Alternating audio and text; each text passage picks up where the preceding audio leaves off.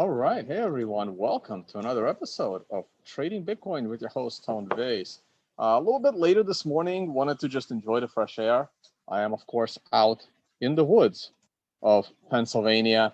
I don't know, one of these days, maybe next year, I'm going to do like a nice big barbecue out here for, I don't know how I'm going to manage the number of people because it'll be limited. But yeah, I got to have like a little forest barbecue retreat out here. There's cool rafting over here too, so that'll be fun. All right, let's go to the charts. How's everybody doing this morning? We had a nice Q&A yesterday. Oh yeah, so let me. I published a Q&A video this morning. Let me do that. Okay. So check it out. These are the Q&A videos. People can sign up for those.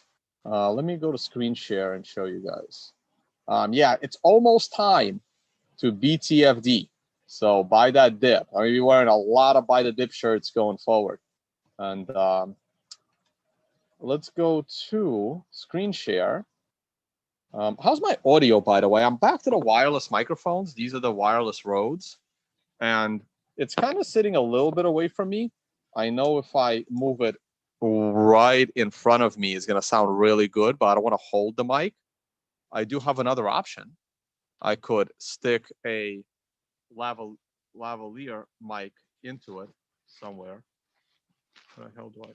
Yeah, like right on the side there. And if I do that, I can speak into this thing. So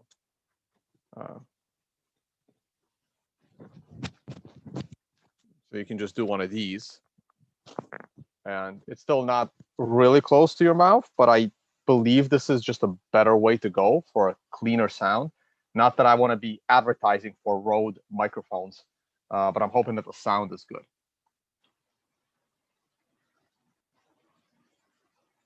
Clip it to your shirt. Well, yeah, well, this is the same thing, right? This is pretty much being clipped to the shirt because now the audio's coming in through the lavalier instead of this thing. But these are great. You can also clip them to things and make you use a handheld microphone. All right. Sounds perfect. Great. A little windy out here, but nice. Weather's nice. Hey guys, so here's what the Q&As look like. This is the Q&A. Also, if you go to playlists, I just released a video yesterday. If you go to my playlists, where is it? Presentations and meetups. And the one I released yesterday is probably going to be the last one on this list. Yeah, this is my 8-minute presentation on decentralization. And the numbers that I used are way off. It's like I've been using these numbers for like a year. So yes, the Bitcoin full node is now 400 megabytes, not 350, which I still say in the presentation. And the Ethereum full node is now 10 terabytes instead of the 7 terabytes I was saying in the presentation. Because I've been saying those numbers for like a year, and you can see how Bitcoin's size went up by 50 gigabytes, and Ethereum size got up by 3 terabytes. It's insanity. Anyway, so you can go ahead and check that out. This is published. Only 195 people watched it. I tweeted it out. It's literally only 8 minutes, and it's me talking about what is decentralization. So you can check that out. Also, I'm so close to 250,000 Twitter followers. It's just like a milestone I'm constantly clicking on to look at. And I don't do much on Instagram. And last week I had over 8,000 followers, and now I have a lot less, and I have no idea why. I actually thought I only had 4,000, so I have no idea how I jumped that much. But I'd love to cross 10,000 on Instagram. So that's another one I keep watching. And yeah, so give it a follow. And I just joined Clubhouse 3 days ago, and it's really addictive. Really addictive. I don't know how long I'm gonna like delay everything I'm doing in my life and constantly be on Clubhouse. But for now, that's what's happening. And on Clubhouse, I have like 500 followers. So you can go ahead and find me on Clubhouse. Jimmy Song's been telling me about it for like 6 months, and I finally get on, and I think all the guys that were telling me about it aren't really on anymore because they're tired of it. But I just joined, so there you go. Okay, let's go to the charts. Enough blabber.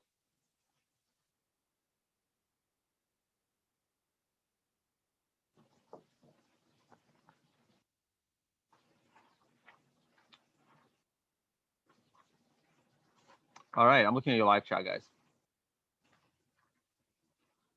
No. As far as I know, Ethereum crossed 10. But the other problem is no one really knows. Okay, this is bad. Like, this is an ugly looking chart. Like, if you don't know that this is Bitcoin, this is really bad looking. First of all, you have these two moving averages just moving into this perfect triangle, you know, and that's not good. This moving average crossover is not good.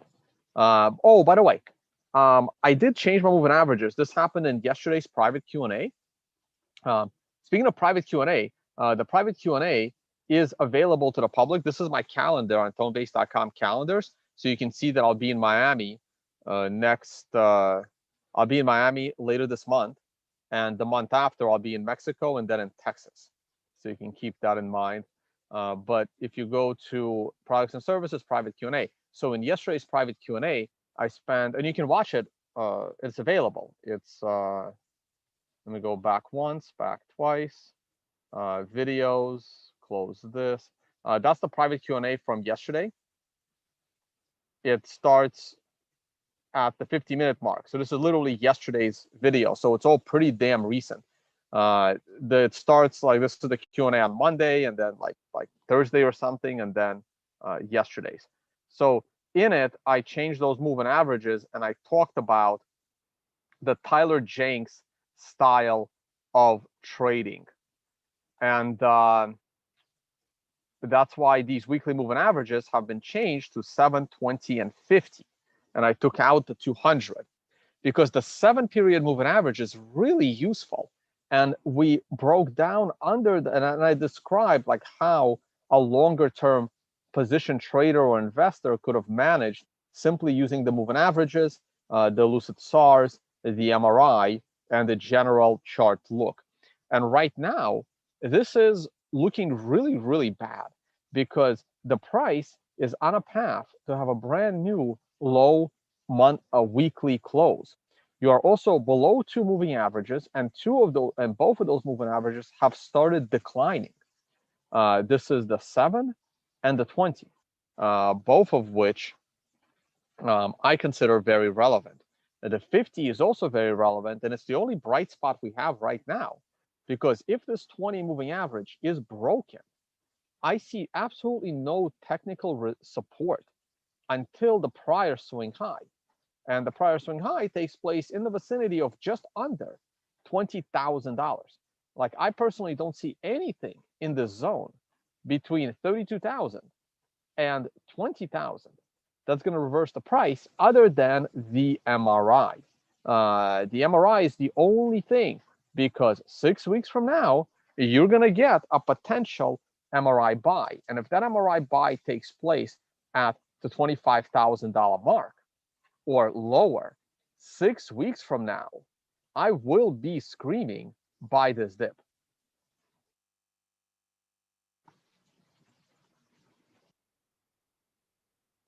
All right, I got a little question. Do you think it's valid to think we won't make another capitulation, considering we didn't make a blow-off top either? No, they're completely independent. The fact that we did not have a blow-off top has nothing to do with not having a capitulation bottom. I know they kind of happened that way because it's debatable whether we had a blow-off top in 2019, and we certainly had a capitulation bottom in March of 2020. Because look, we did top out at 14,000, but what, a month and a half later, we were still at 11,500 and even broke 12,500. So I wouldn't call this a blow-off top. This is a blow-off top. You were nowhere near the prior swing high. So here you were at 20, here you were at 17, but this is very clear. But this was also after a drop of about 60%, maybe less than that, maybe 45%, because we fell from 20 down to 11K real quick. So this is certainly a blow-off top.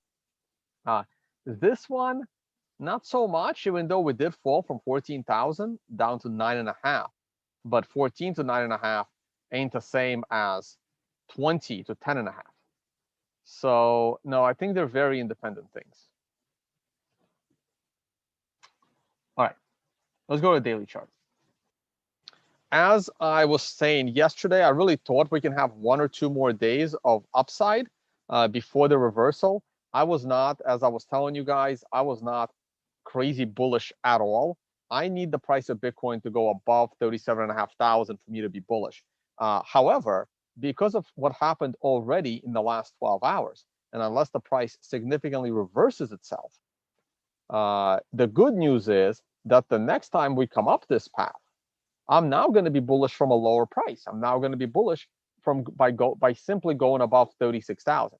You see, the longer this drags out and the lower we go, the lower my lines become for me to look for a breakout to a new path to the bull market, to the $100,000 area. Okay, so these are pretty much the good things. Okay. All right. Oh, before I move on, one more announcement. Let me. You guys gonna like this one. In about 4 hours from now, we are planning to bring back Crypto Scam with the topic of Monero. So let me see if I can grab a screenshot for that. Hold on. This is just a really great job, World of Rusty, as always, on the thumbnails. So, where is it? Ah, there it is. All right, so check this out. Boom. So that is our graphic for later today. Hopefully, I don't know. Giacomo is always a wild card being out there in Europe. So Giacomo, Mechanic, and myself are planning this at 4 p.m. Eastern, 1 p.m. Pacific, and 2200 CET time where Giacomo is. So it's going to be a great show. I can't 100% guarantee that it's happening today, but if both of these guys are around at that time, we're going to do it. We're just going to chat. I mean, we don't have anything prepared, but it's just going to be fun.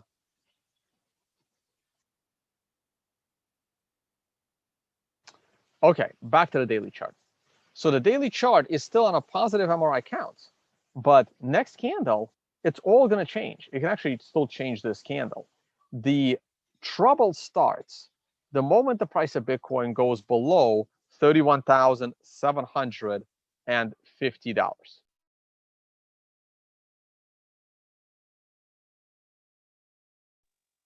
The moment we go below this area, it's trouble. It's because I think this capitulation can certainly happen. Maybe not as low as 22,000, but I think there will be a bit of a panic in people, and that will be the final capitulation for the summer. As far as time is concerned, I'd love for this to happen, not this soon. I'd love for it to happen, in the middle of July. I know this is bad. I keep like fudging with this thing. I'd love for it to happen in the middle of July. Something like this is what I'm really looking for, and then it'll be the later this happens into the summer, the easier it is to call the end of this mini bear.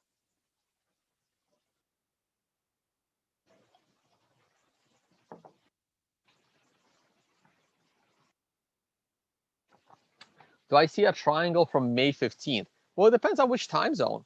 I really don't see much of a triangle here right now. I just see, lower lows and lower highs very, very slightly. I also see a big structure of really bad looking moving averages. So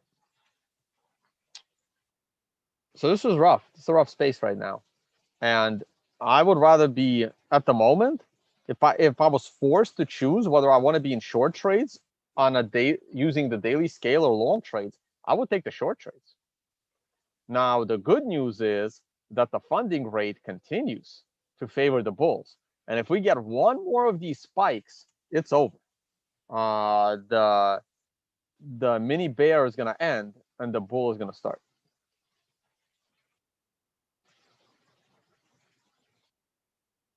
Yeah, so come back later today. I should tweet this out in like an hour or so if it's definite, and just come by and chat with us. I'm gonna actually have a fire going behind me, so it will be a true fireside chat for about an hour as to why none of us have any interest in Monero.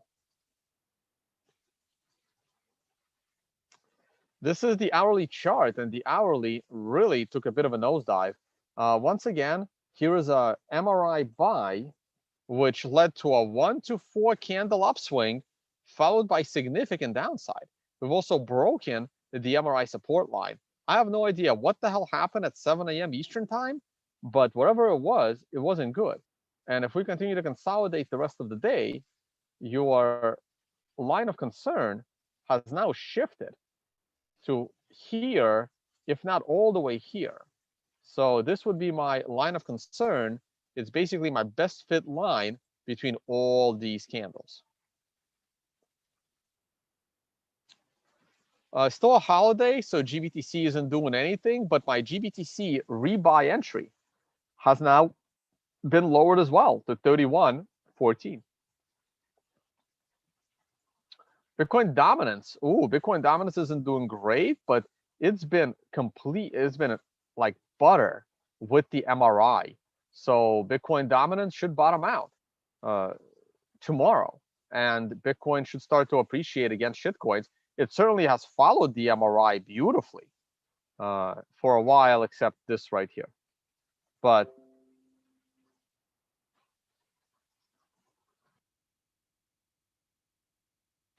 this one worked out. 1 to 4 candle correction, more upside. This one worked out for a full correction. This one certainly worked out for a full correction. And this weekly worked out for a full correction.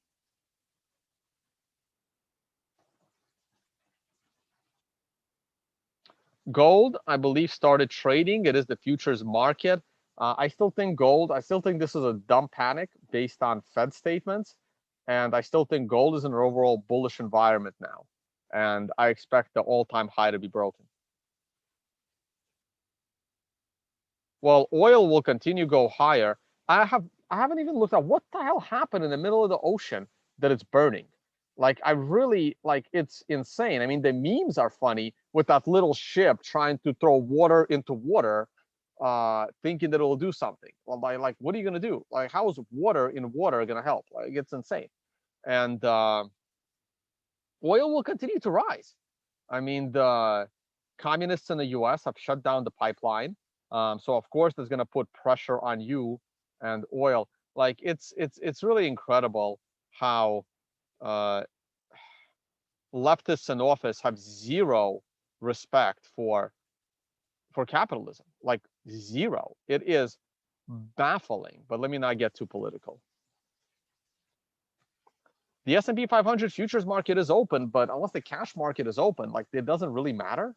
So we wait and see. This candle doesn't matter because you can't have a candle in the cash market. So that candle is pretty much irrelevant.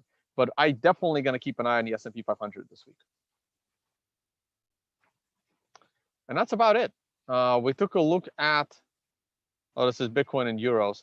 Took a look at a bunch of stocks in the private Q&A. So please go back and watch that private Q&A video.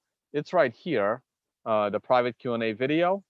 It's in my, it was the video I released this morning, and almost half of it, or a third of it, is yesterday's private Q&A, which anyone can register for now on tonevays.com, products and services private Q&A, alongside the on-demand educational videos, and alongside the MRI. There's also a free learn trading section. There's my calendar. You guys got a bunch of stuff there. That's it. I am on Clubhouse now, so you can follow me there. I'm also on Instagram. I would love to break 10,000 followers there. So go ahead and give that a follow as well. And I'm trying to break 150,000 on Twitter, really close. All right, guys, that is it. Oh, Mempool. Mempool is totally empty again, which is obvious because the difficulty adjusted 27% down. And the difficulty is on schedule to adjust another 12% down. So miners in China continue to shut down, but all those miners are going to eventually get plugged back into the output. So all that mining hash power is going to come back. I'll take a peek at your live chat.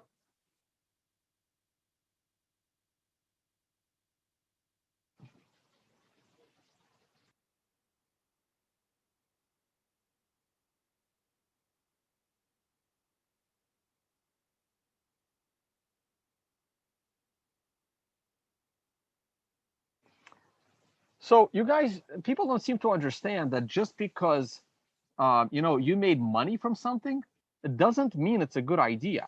I mean, how many people became millionaires off of one coin, right? So promoting straight up scams doesn't say anything about the project. It says something about you.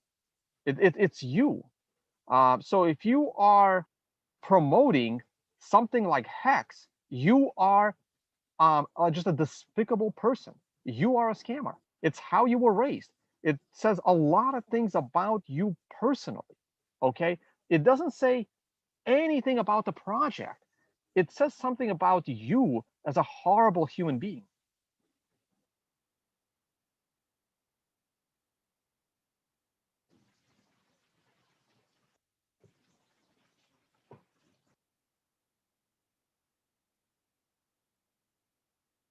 All right. Any other quick comments before I head off?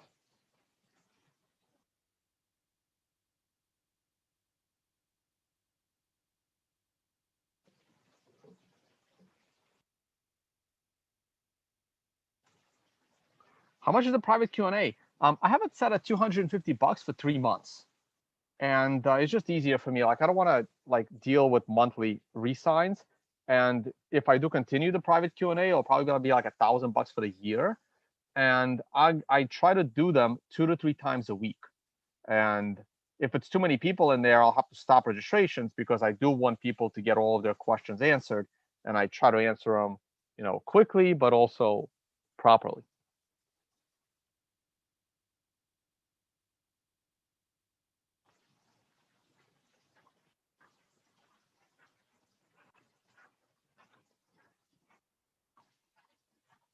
I'm willing to admit that if I'm willing to admit that Hex isn't a scam, then you are a scammer for promoting it.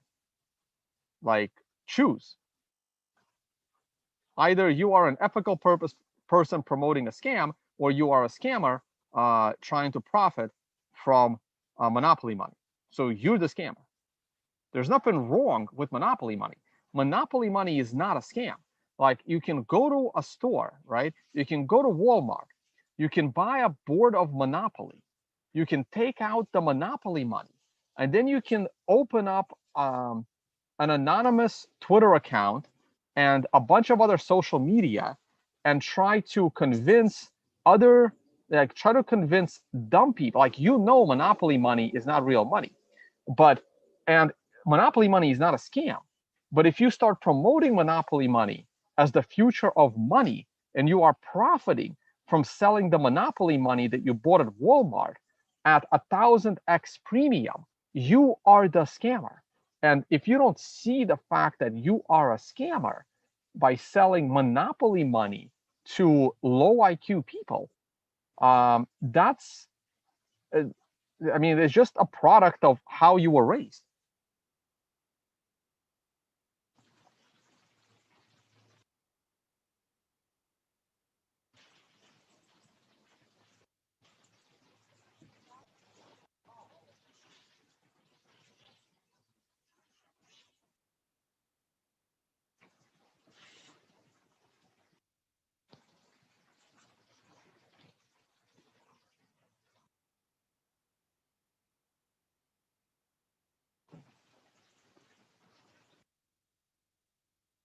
All right, guys.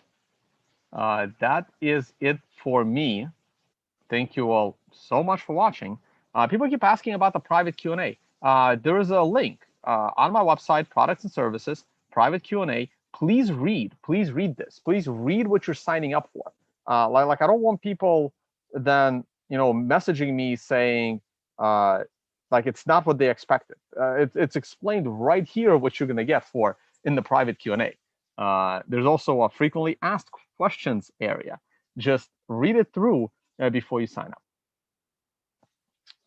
All right, guys, need to get going. Thank you all so much for watching, and definitely catch me on Clubhouse. I'm there way more often than I probably should be, because there's a lot of stuff to get done. Oh, and don't forget the summit in Dubai for those interested. All right, bye, guys. I'll give you one more look. Is my camera moving? No, hold on. I'm messing around with the camera. Ah, there you go. See?